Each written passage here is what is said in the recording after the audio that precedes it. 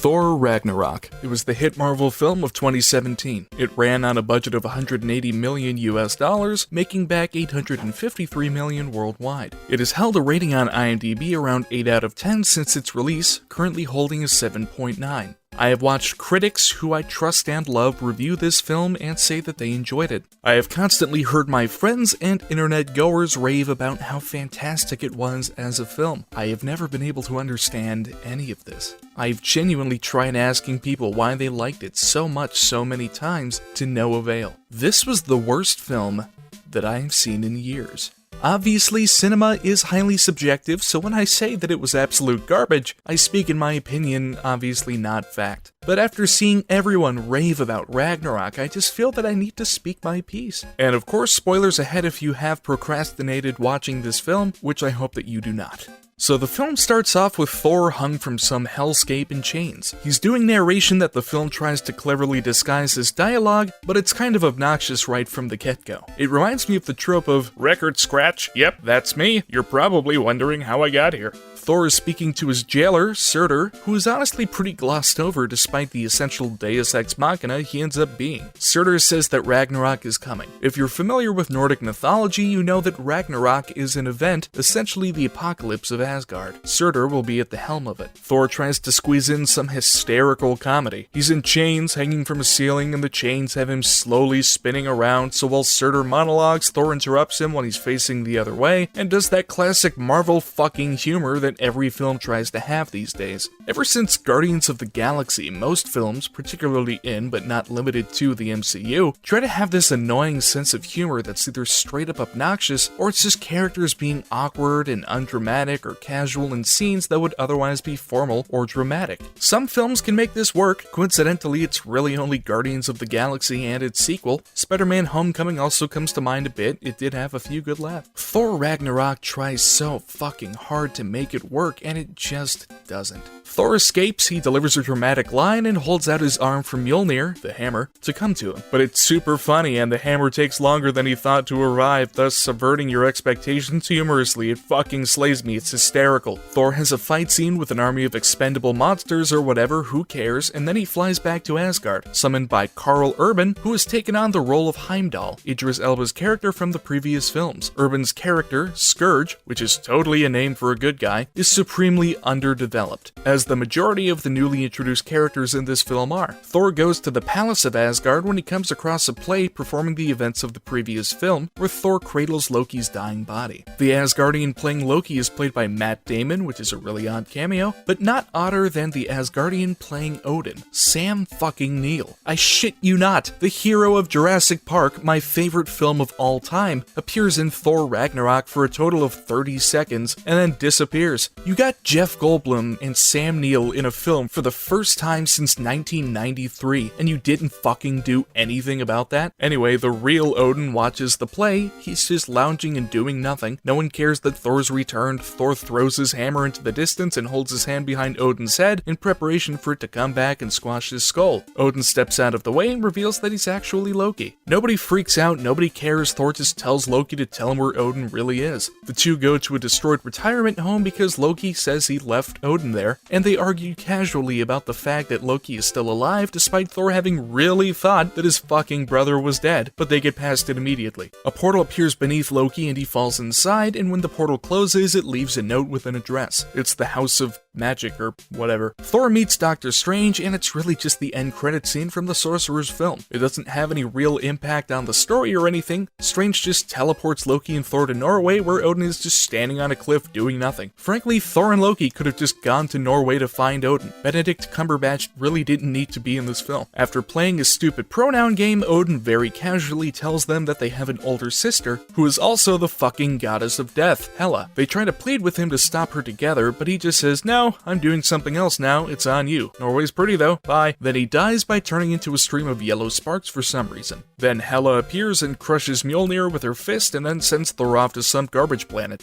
You'll probably notice that I'm just glossing through this plot, and let me tell you why. This is all in the span of the first, 20 minutes. The first thing that I criticized when we were watching this film for the first time was that the pacing is abysmal. Thor is in some hellscape, then he goes to Asgard, then Loki's alive, then they meet Doctor Strange, then then they find Odin, then Odin tells them they have a sister who is also the goddess of death, then he dies, then the sister appears and destroys Thor's hammer, and then Thor's on a garbage planet. Nothing takes its time, and things that should be dramatic are not fucking dramatic in any capacity. The all-father god of the entire Nordic mythology fucking reveals that their secret sister is going to destroy everything, and then dies within the span of fucking 3 minutes. Maybe Odin should have been mourned at all. These characters are basically just passengers for the ride. They're not authentic by any means. Thor thought that Loki was fucking dead, and then minutes later their father blows their fucking minds, and then just dies, and then our villain appears and breaks the hammer, and then Thor is on a world of garbage.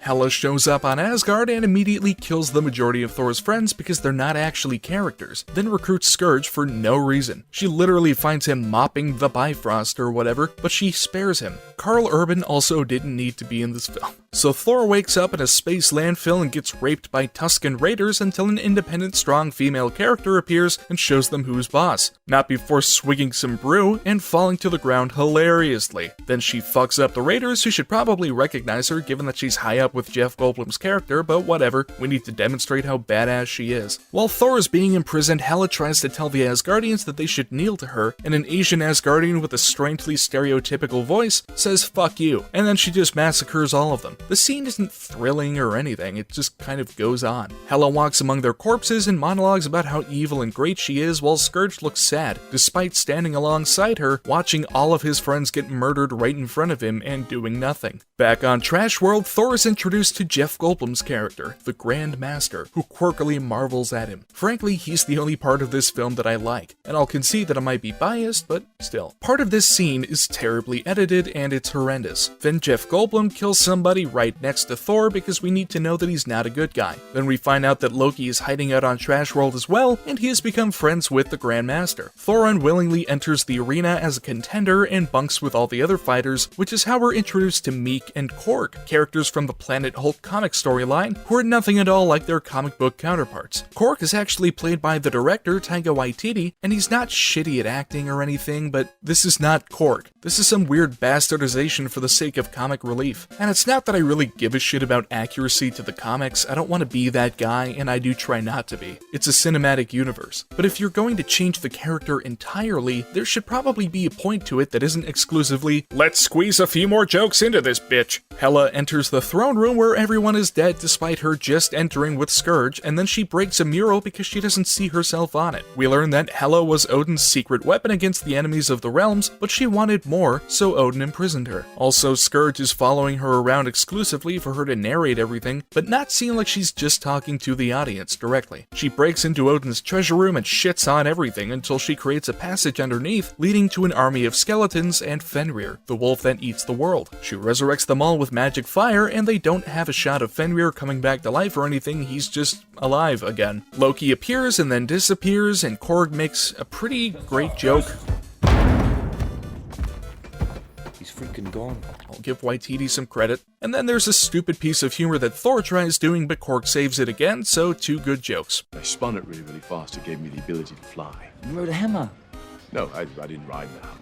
The hammer rode you on your back. No. I used to spin it really fast, and it would pull me off the... Oh my god, the hammer pulled you off. Nice. Then Thor's all awkward about Empowerment Girl being a girl who is empowering, and then calls her a traitor because she was once a Valkyrie on Asgard. Then he gets a haircut for sex appeal. Thor enters the arena, and then we get the iconic scene that made everybody want to see the film. It's fine, it's not funny, but it's something. It shouldn't have really been spoiled in the trailers, but whatever. Hulk kicks Thor's ass because he's an idiot, and Thor calls him Banner. While Hulk beats the shit out of Thor, Thor sees a really shitty shot of Odin standing in Norway in old man clothes, and it's really not framed very well. I hate dumb shit like that. Regardless, the visions let him use his lightning powers, and he almost beats Hulk, but Goldblum stops him. We awkwardly cut to Scourge telling Hela that the common folk of Asgard don't like her, and she asks him what his ambitions are. Then she just tells him that he's the executioner now, and it shittily cuts to them marching toward the Bifrost, where they realize that Heimdall's sword is missing, so they can't use it. It's revealed that Heimdall is still around and protecting Asgardian refugees from Hela's wrath on their home. Thor wakes up getting rubbed on by women so that we can have a sexy shot of Chris Hemsworth's body. He's in Hulk's apartment for some reason, and they discuss how Hulk arrived on Trash World. The Quinjet got him there somehow. I thought that it was a jet and not a starship, but whatever. Thor uses The Shining to reach out to Heimdall for a great set of green screen shots. Heimdall tells Thor that Hela's forces are growing stronger somehow, and Thor needs to escape through the big doorway on Trash World. Thor and Hulk make up, and Thor convinces Hulk to help convince Empowerment Girl to save Asgard with them. She informs Thor and the audience of Hela's backstory and insists that she is absolutely not getting involved, no way, no how. Thor tricks Empowerment Girl and steals the controller to his neck-shocking thing so that he can break into the Quinjet, which Hulk starts destroying until Thor plays a video of Black Widow, triggering Hulk to revert back into Mark Ruffalo. Banner doesn't remember anything, learning that he's been the Hulk for 2 years. Then he compliments Thor's haircut, and then they start to devise a plan to get off of Trash World. We have a horrifically edited scene of Loki and Empowerment Girl trying to convince Goldblum that they can track Thor and Banner down. Then they fight in the lobby, and Loki makes her remember the battle that she fought against Hela for some reason. Thor is trying to keep Banner calm, and I'd like to take this chance to establish how much I hate what the MCU has done to the character of Bruce Banner. He started out as a serious, tragic character, but after Age of Ultron, he became such a pathetic laughingstock of awkward comic relief. It just pisses me off. Banner is easily my favorite character in Marvel Comics, so again, I might be a bit biased, but compare Banner in the first Avengers film to Banner in Endgame, and then get back to me. Empowerment Girl begrudgingly agrees to assist Thor, I guess because Loki brought back the memory, or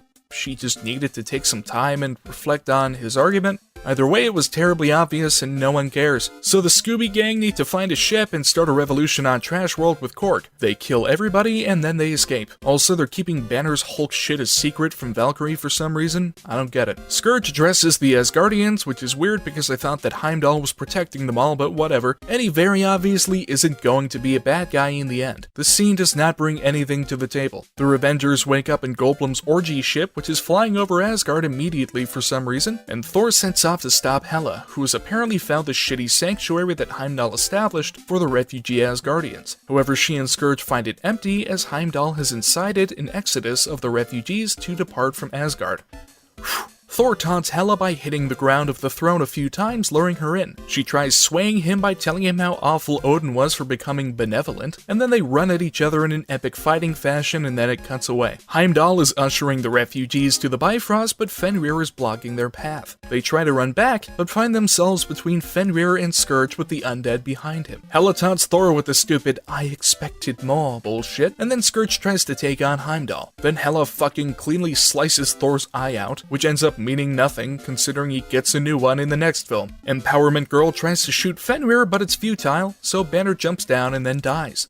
But luckily the Hulk appears out of nowhere and saves the day by throwing Bigby around. Loki shows up with a starship to act as an ark for the remaining Asgardians and kicks skeleton ass with Korg and Heimdall, and pseudo-Meek. Hela's choking out Thor until he hallucinates himself groveling in front of his father, who looks like any senile old man. Odin tells him that the hammer was just a thing all along and the real power was the friendships that he made along the way. And also that Asgard being destroyed doesn't really matter because Asgard could be whatever he wants it to be. Thor whines about not being as strong as Odin despite Odin literally being an old man who turns into glitter in this film, and Odin pulls the stupid "no, you're stronger." So Thor gets his head out of his ass after Hela rewinds the film to her previous line and then realizes that he is in fact the god of thunder. They play the same song that played at the beginning of the film Immigrant Song, while Thunder Thor annihilates the undead. There's a shot of Empowerment Chick just walking all sexily in slow motion while she also joins the fight in poorly edited fashion. Hulk beats a dog and Scourge has disguised himself so that he can sneak onto the Ark. Loki, Valkyrie, and Thunder Thor stand against Hela, who walks toward them slowly in her definitely real helmet. Thor says Asgard is in them all, and so they need to bring back Surtur, whom he destroyed at the beginning of the film, so they can start Ragnarok the right way. Thor holds Hela off while Loki flies their ship into the remains of the city to find Surtur's skull. Hela stops the Ark from taking off with her spike magic and the undead begin to swarm it, but Scourge reveals himself and uses 2 M16 rifles to fend off the skeletons, jumping off of the ship and firing on them all. He grabs Hela's attention stupidly and runs out of bullets. Then the most egregious part of the film happens.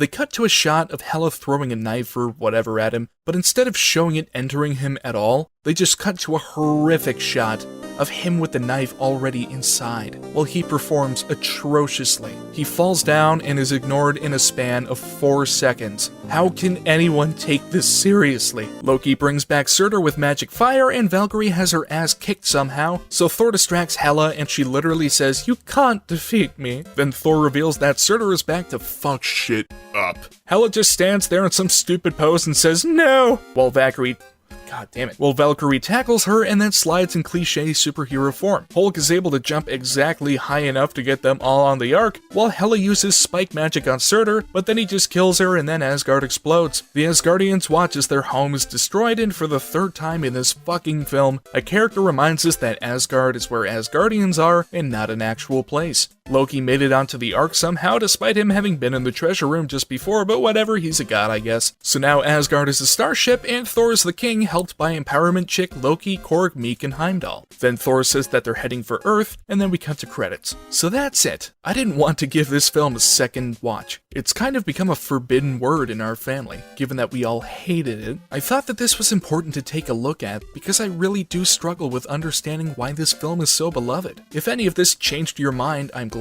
If any of this persuaded you not to watch it, I'm glad. And if you stand by your enjoyment of it, I'm glad. It's just my piece.